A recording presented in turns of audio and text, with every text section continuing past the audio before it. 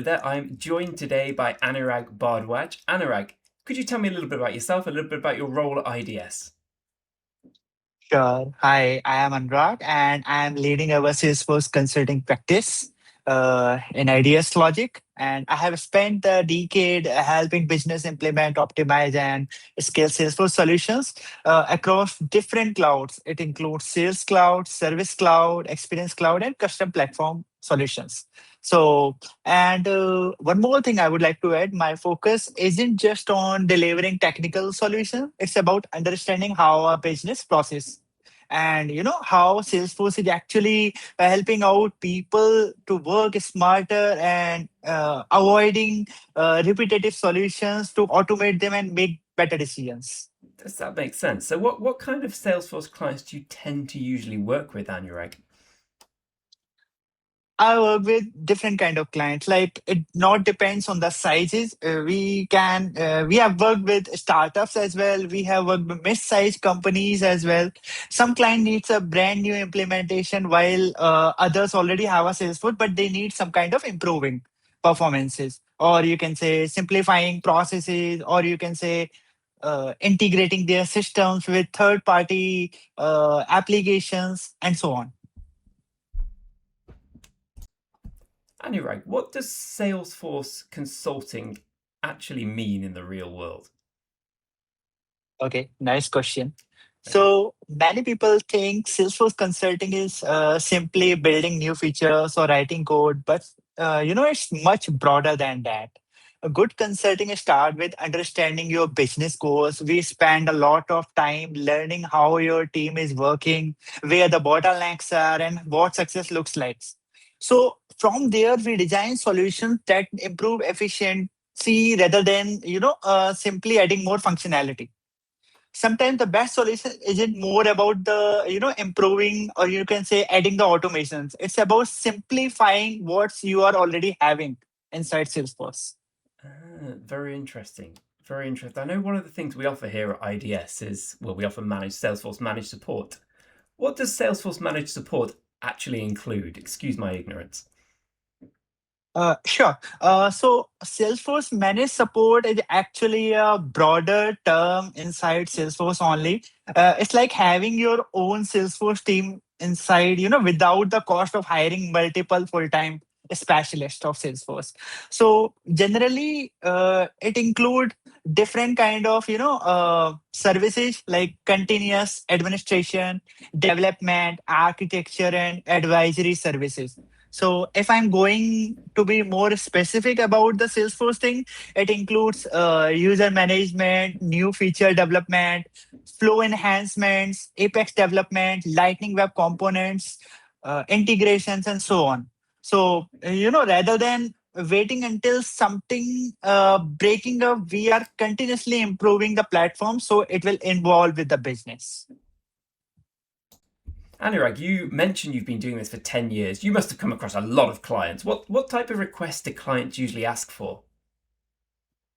Greg, you won't believe sometimes it is actually really weird, but I can give you certain examples. Go for it. Uh, their questions are like, can we automate the manual process? Can we create dashboards for management? Can we create separate dashboard for our analysts so they cannot jump into management dashboards? Can we onboard new users and with new permission sets so it will not hamper the current users? Can we modify our opportunity process with new stages, different kind of processes? You can say, can we clean up our duplicate records by, just by no code, or you can say low code approach without doing a lot of coding. So these are the things they actually approach. So there's no one size fits all. There's no common request. It runs the gamut of the No, whole Salesforce spectrum. no, Greg. The thing is that Salesforce is a very big ecosystem having different kind of clouds, sales, service, health cloud, non-profit cloud. So every particular cloud is having their own requirements. So we have to assess accordingly and define the solutions. So it will be really helpful for our clients. Interesting. Something I know that's important to clients is keeping Salesforce up to date. How do you handle Salesforce releases? Salesforce generally, you can say.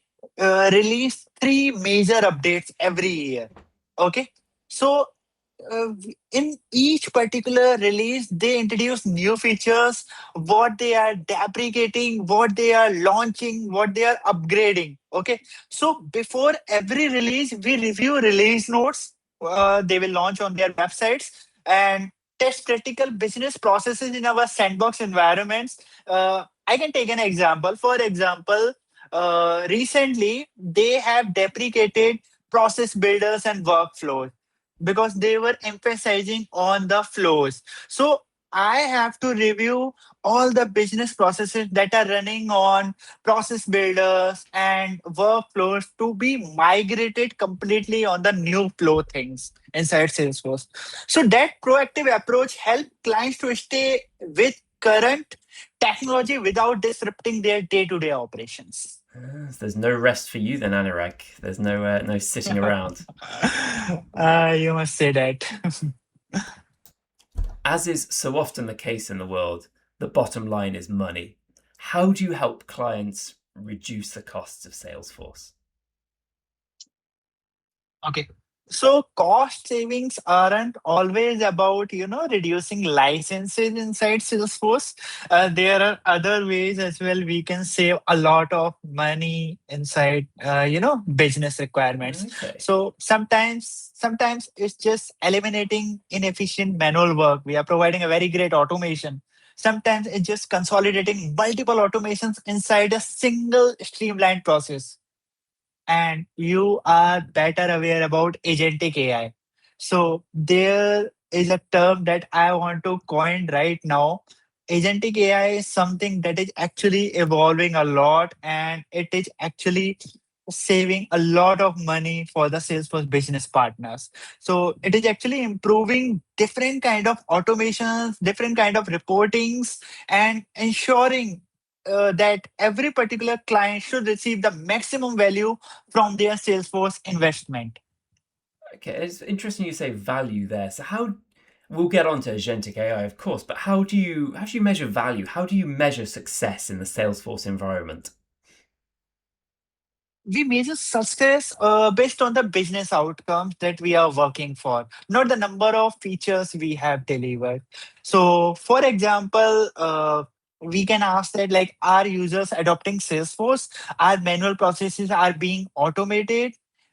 Is management getting better visibility? So, if a client can answer such kind of questions, that means we are actually going to the right path, and we are actually providing the most optimized solution to them.